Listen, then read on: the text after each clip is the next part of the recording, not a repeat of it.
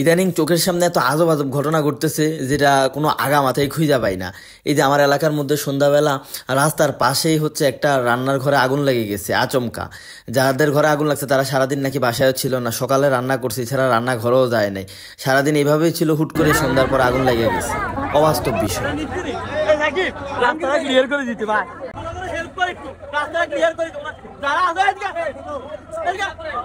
আশেপাশে যারা ছিল তারা সহকারে ফায়ার সার্ভিসে আসছে, সবাই মিশে ইনশাল্লাহ আগুন নিভাই ফেলছে আলহামদুলিল্লাহ।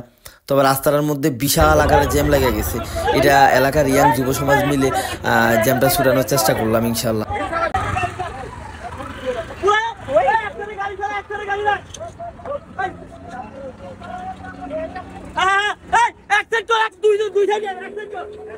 তবে এখনকার যুব সমাজকে নিয়ে আপনি যে কোনোভাবে গর্ব করতে পারেন।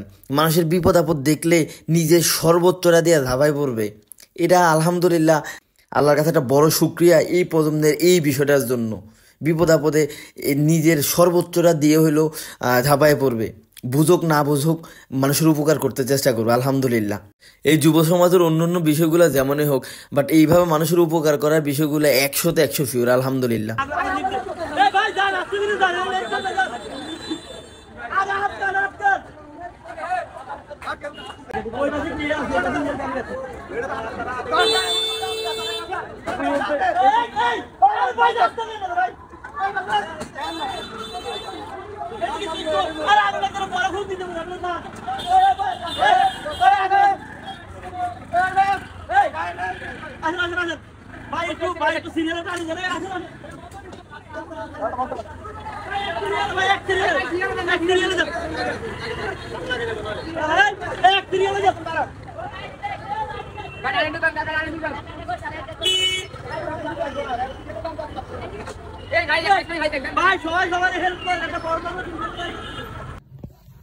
এখন যেই হারে আগুন লাগতেছে, মানুষের ঘর বাড়ি দোকানপাট রাস্তাঘাটে আচমকে আগুনগুলা লাগতেছে। আল্লাহ ভালো জানে এটার মেন উদ্দেশ্য কি। কিছুক্ষণ আগে আমার এলাকার মধ্যে এরকম একটা ঘটনা। তো যাই হোক, একটা বিশেষ কথা বলি, সবাই এই বিষয়গুলাতে নিজের হেফাজত করে রাখবেন বা নিজের ফ্যামিলিকে বাঁচানোর চেষ্টা করেন। সবাই চোখ কান খোলা রাখেন, কারণ এখন দেখা যায় যে আচমকা আগুন লাগিয়ে যাইতেছে, আচমকা বিভিন্ন ঘটনা ঘটে যাইতেছে, যেটা না হওয়ার কথা ওইটাও হয়ে যাইতেছে। হয়তো এটা অন্য কারো চক্রান্ত হইতে পারে, বাট বিভিন্ন বিষয় বিভিন্ন সময় ঘটে যাইতেছে যেটা ঘটার কথা না।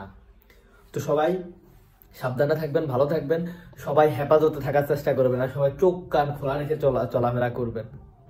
আসসালামু আলাইকুম।